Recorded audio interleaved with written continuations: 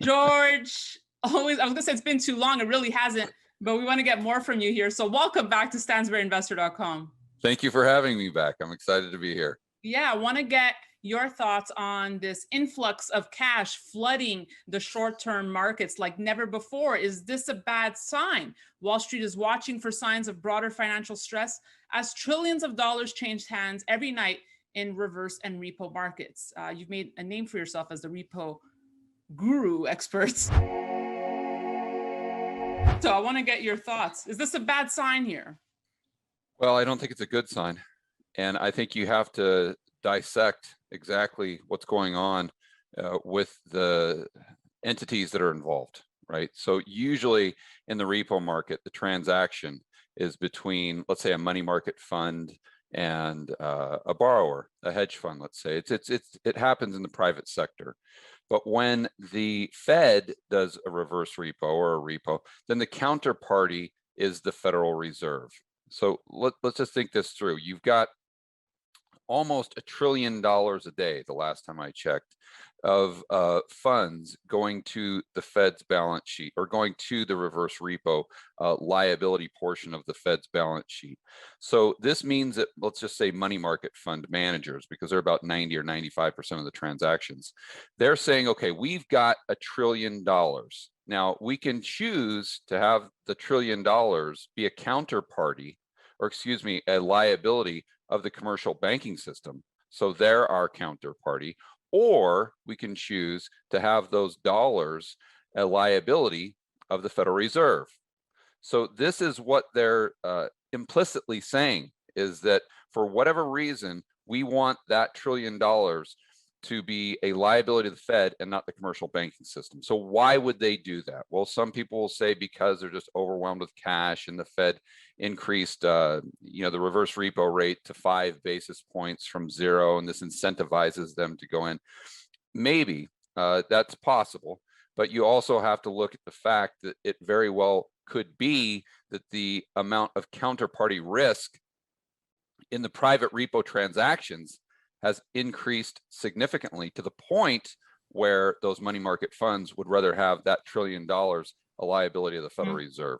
That's kind of the dynamics that are at play, and I think that's what most people need to pay attention to. George, we're also speaking ahead of the great big Jackson Hole reunion here. What do you think will be at the top of the agenda here for the Fed? Brainwashing us to try to get us to do what they want us to do, and that's go further out the risk curve and buy stocks. That's what this is always about. The Fed really, at the end of the day, doesn't have too much control. They like to assume or like to think that they do. They like us to believe that they have control over the dollar, as an example, but they really don't. And so what they do have control over is expectation policy and market psychology. So I think they gather as a group and decide what their narrative needs to be in order to get the market to do their bidding for them, whatever they want to achieve. And so that's what you're going to hear. You're just going to hear more narrative. I was listening to my good buddies, Jeff Snyder and Emil Kalinowski, and I would have to defer to them because Jeff is the repo expert in reality. But they came out with a very good saying that the Fed doesn't supply money. The Fed supplies narrative. And that's what people have to get their mind around, because the only thing that the Fed can really do is create bank reserves. And although those bank reserves are denominated in dollars, they're not really the dollars that circulate in the real economy. Now, they can be if they're monetizing the government's deficit spending, but usually those dollars that circulate in the real economy, and the way I look at it is the dollars that are on the balance sheet of non-bank entities like you and I. Those are created by the commercial banking system. The Fed doesn't control that money, quote unquote, right? Again, what the Fed controls is narrative. And once people get their mind around that, they see that the emperor is really wearing no clothes. And the market hasn't gotten to that point where they realize that they're being played. At some point, I think they will. Maybe that point was back in March of 2020, when I believe we went from a Fed put to a government put. meaning the market was reliant on quantitative easing, but now they're more so reliant on government deficit spending. That could be a different direction. But again, the main point is they're going to focus on whatever narrative that they want the market to digest. So George, let me ask you, if they are focused on the narrative, right? And if they're going to be doing everything to keep the allure of the stock market alive, when I have experts coming on saying, you know, the market's going to crash, this is going to end ugly, well, won't this just defer this from happening if they're going to want to keep the party going on longer here? Yeah, it can.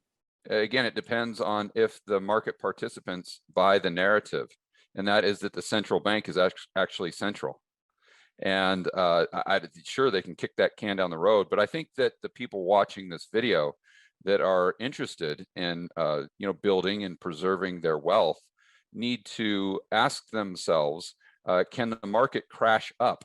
And what I mean by that is most people think about a stock market crash as the stock market going down in nominal terms, but they don't realize that the stock market can crash up. A melt up.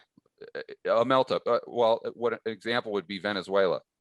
That was the best performing stock market potentially in human history. It's going up 10,000% a day.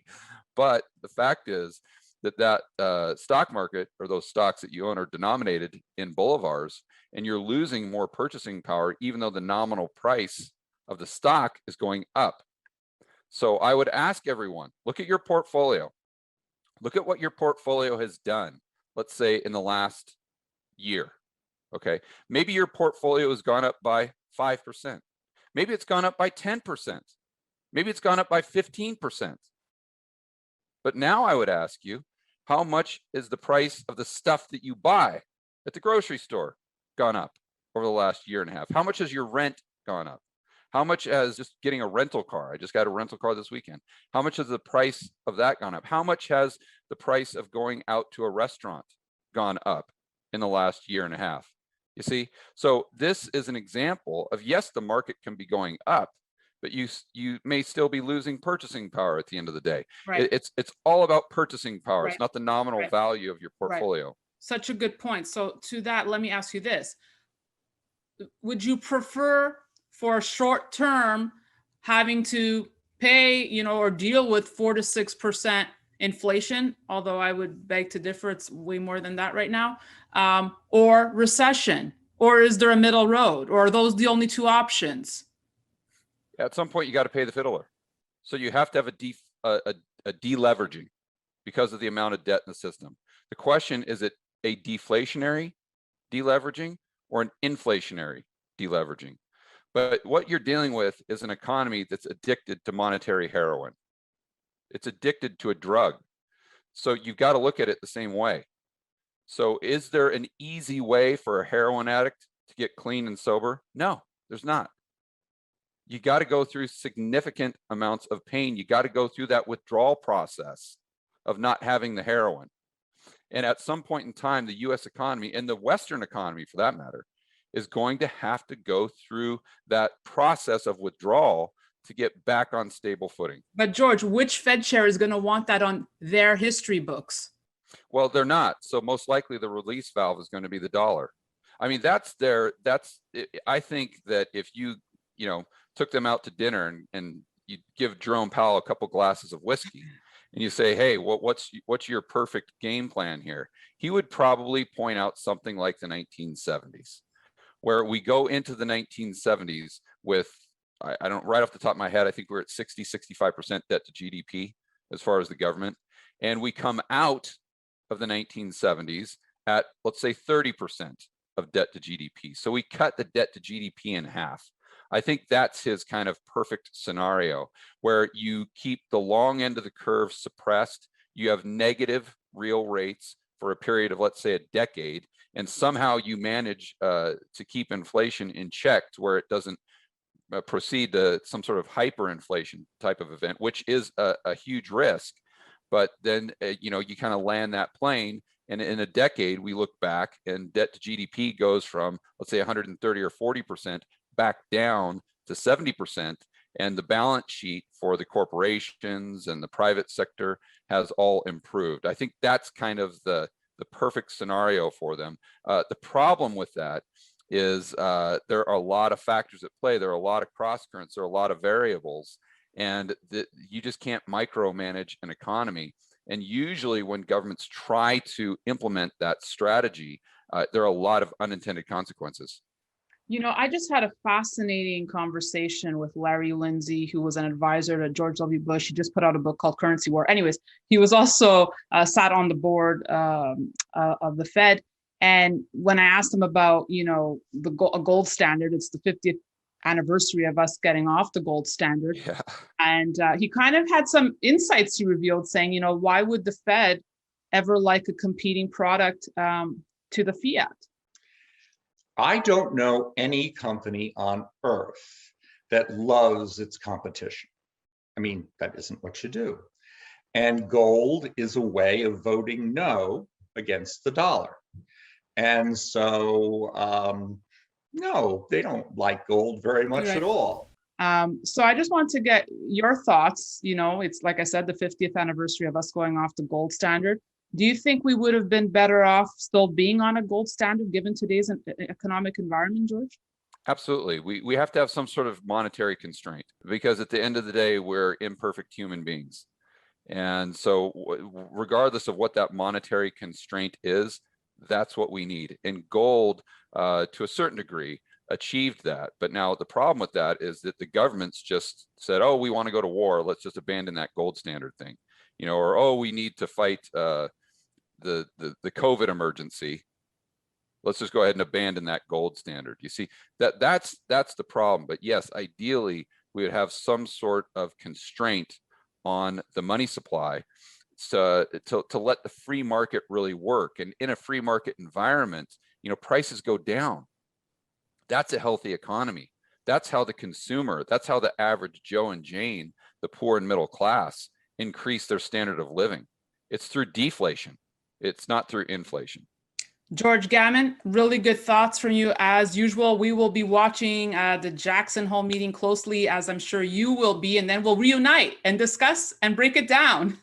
Yeah, and one thing that sounds great. One thing I'd advise your viewers when you're watching the Jackson Hole, the proceedings, make sure you start paying attention to how often they reference a central bank digital currency, because that's the direction I think we're going. That's how they're going to get control of the dollar, and that's how they're going to create the inflation they need. Absolutely. Really good point. We'll be watching that closely. George Gammon of the Rebel Capitalist, thank you. Thanks for having me.